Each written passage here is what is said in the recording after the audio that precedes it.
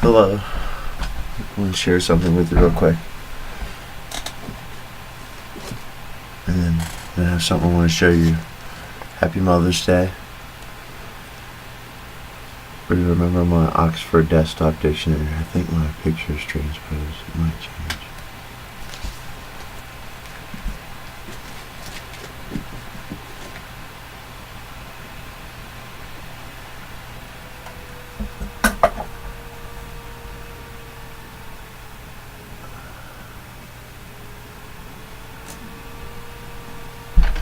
This is another book.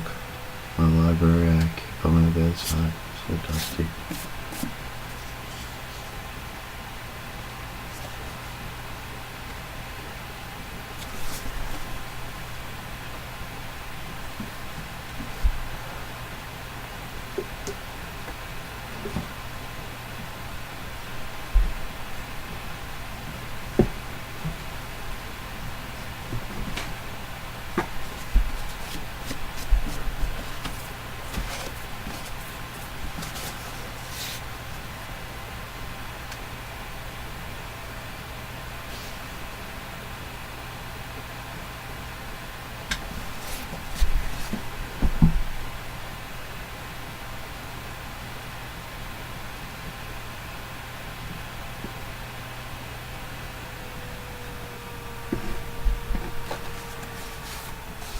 This is a really important book to me. It's a pretty cool book. Hard to read.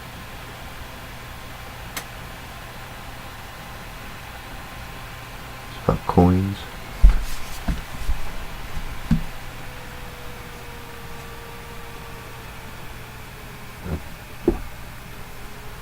And then the two books I was looking for to share with you.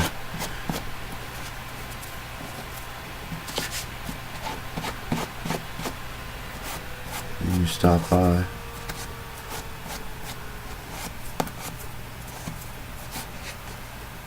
You can look at them, but they're really important because about the history of our country. I think this is a first press. It's gonna be hard to see nobody. Maybe I can get my flashlight. My little flashlight shining in the sky. Summertime.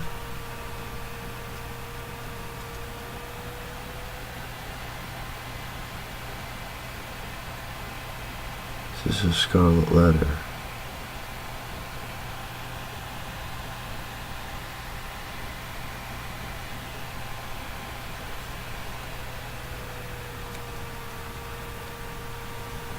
Pretty sure a lot of you know what the scarlet letter is about.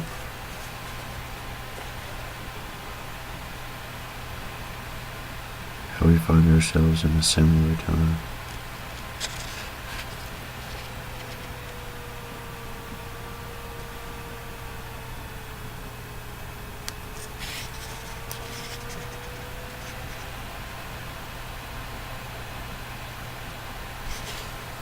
If you ever stop by, you can look at this.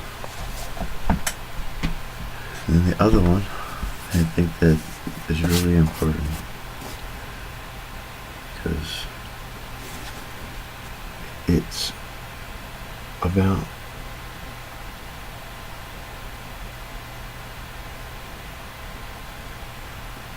the mother of our country, or the women that represent the mother of our country. And how our single foremother, we have 50 forefathers, I think it is, 50 signers, the Declaration of Independence.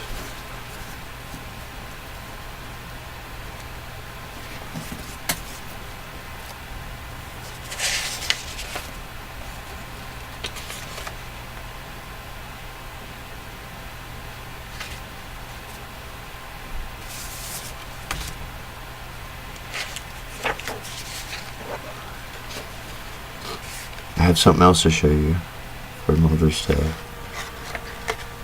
which can apply to women, young and old. But you're not really old. I'm going to quote myself from earlier this year that a woman's beauty and youth are always eternal.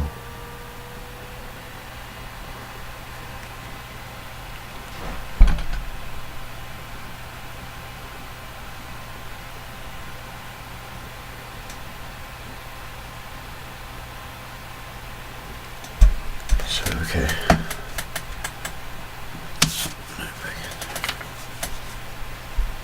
This is right here.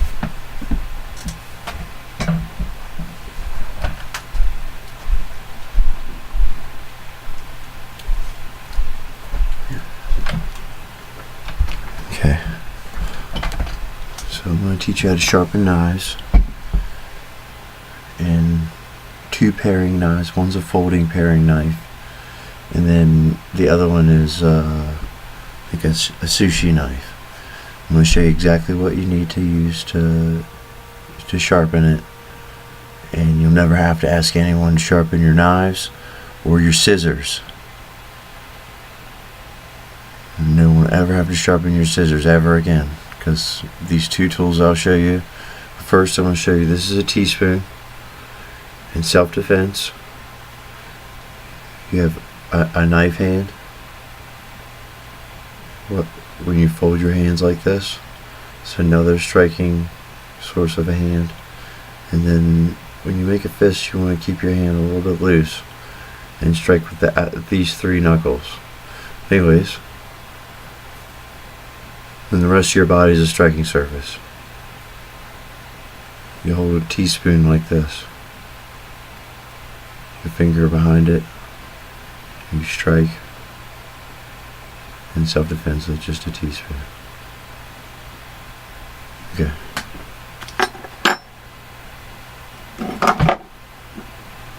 So let's set the camera up here a little bit different. This is the first tool that we're going to use. This is made by Gerber. It's a telescoping sharpening tool. Has a little furrow in the back, you can see.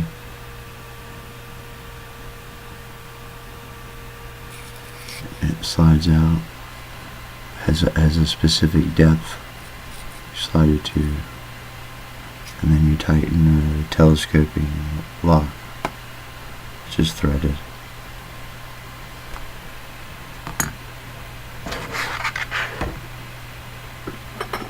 And this one I earned in a delayed entry program.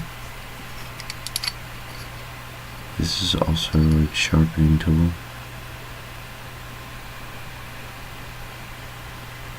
It's like this.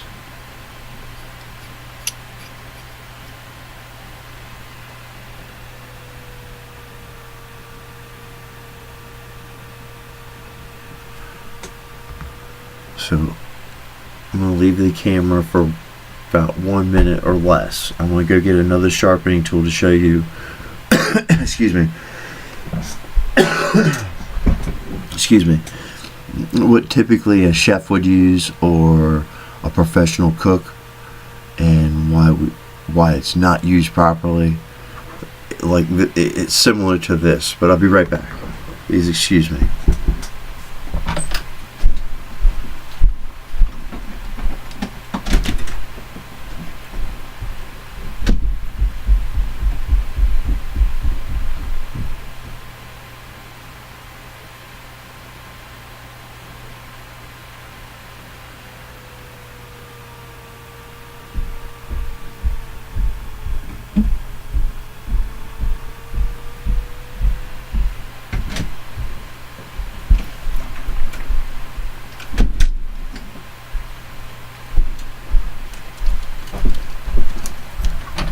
Oops. You have to be careful, because if you drop these, they can shatter. They're very fragile.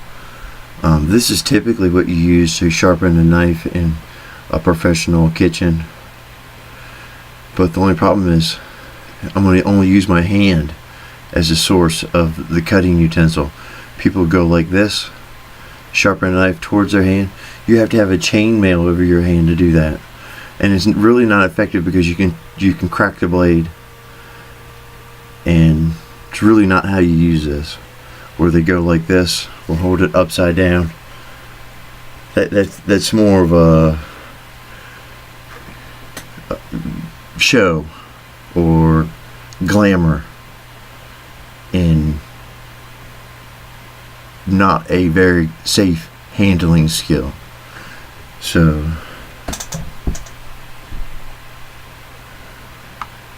let me get the camera straightened.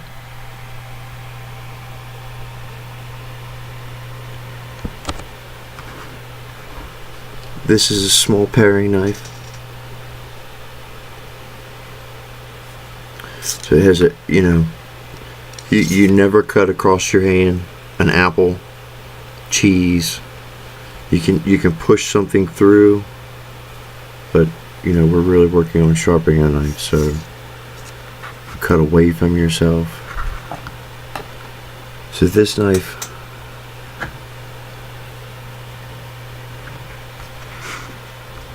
has a small edge.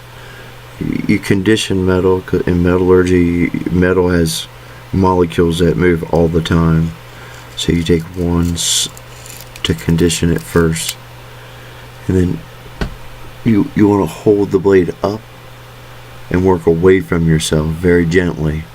Hold the blade at an angle, the flat side, and gently work your blade towards the point.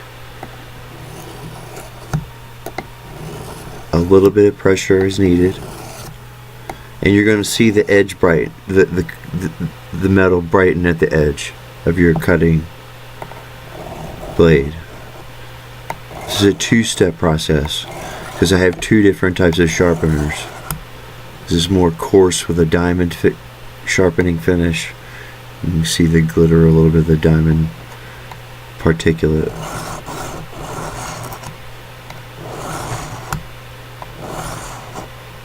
And you can see I'm holding it on an angle. You don't want to ever hold it straight up and down. That will just flatten your cutting surface.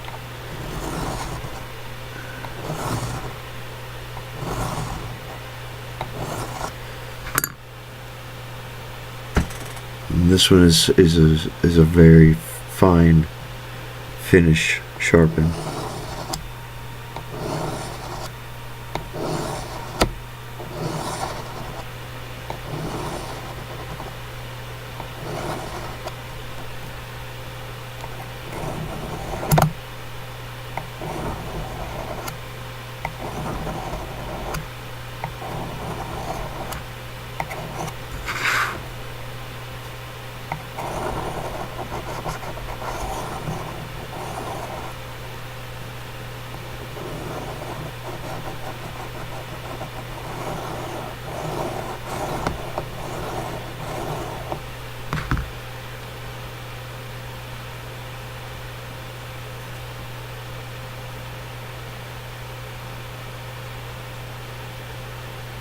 And you'll know when it's sharp by running your finger across it. Well, not across it, but the drag across your finger. And you'll know that it's sharp. That's that one.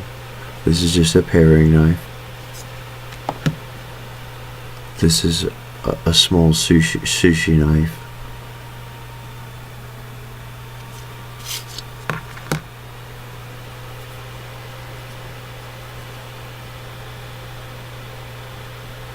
Do the same thing.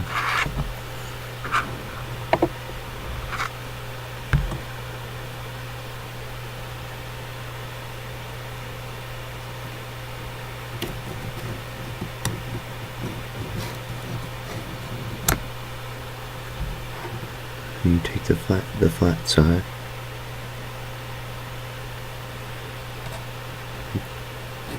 Flip the blade.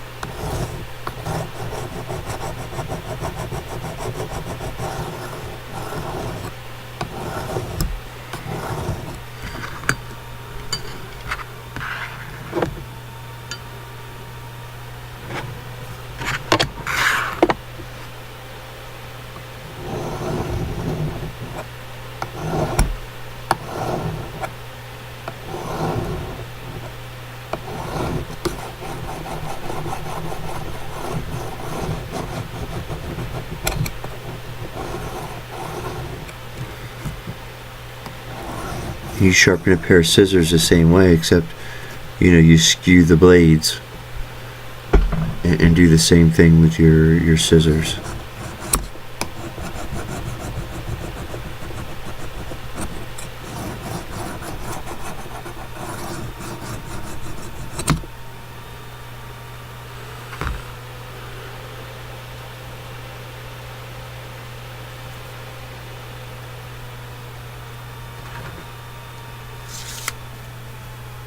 And then this is the folding paring knife that I use quite often. It's a little dirty.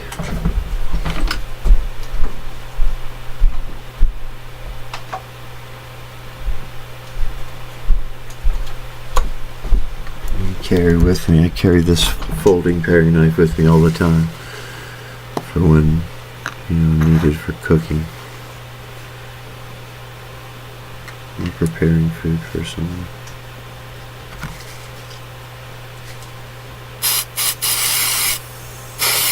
This is really good stuff. This really is the best stuff I've found in a long time.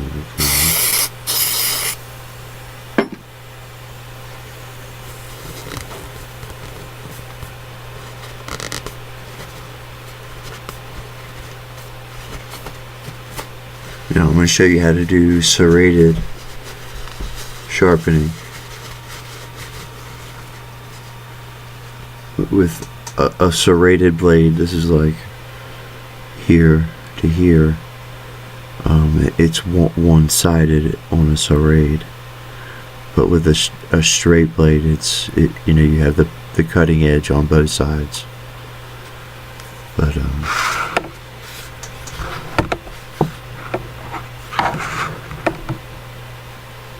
so you have an angled edge to the Gerber sharpener, which is the diamond sharpener, and you just find each angle in your serrate and match that angle with the flat side.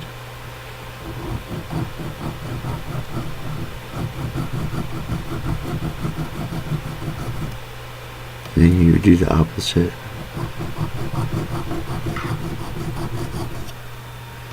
And then the little ones.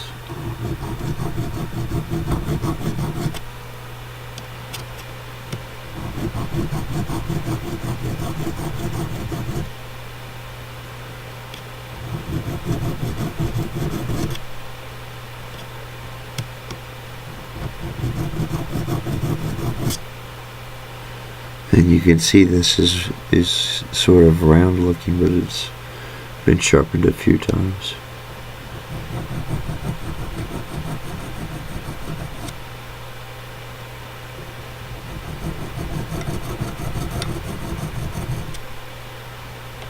These are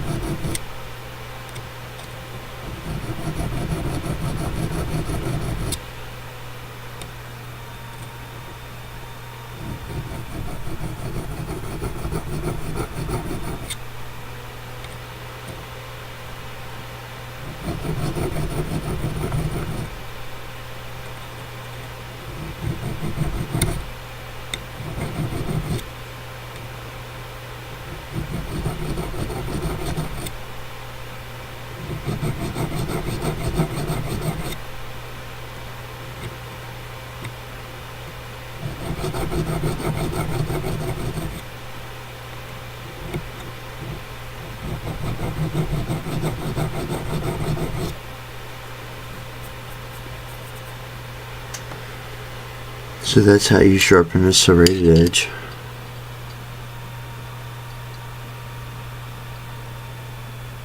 And then we'll do the straight edge cutting surface.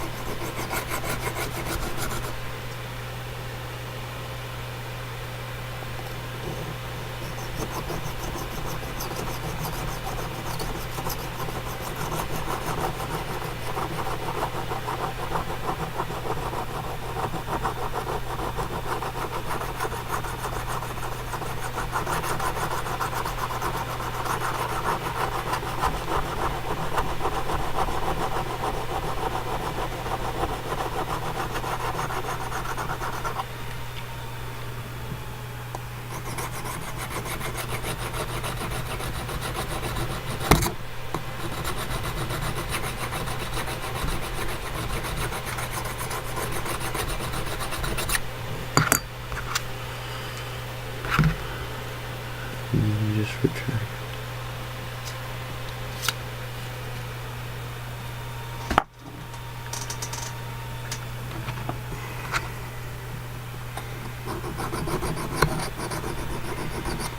You wouldn't use this. It's the wrong shape of a sharpening surface for this. So use just a straight cutting surface.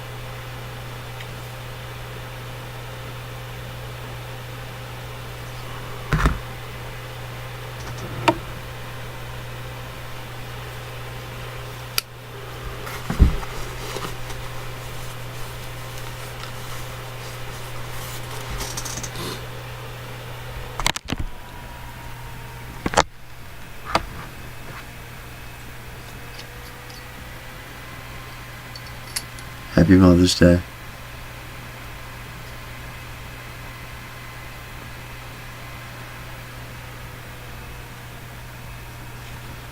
You'll never have to ask anyone how to sharpen a knife ever again, or your scissors. If you're worried about cutting something or getting into something with the need of something sharp. Alright.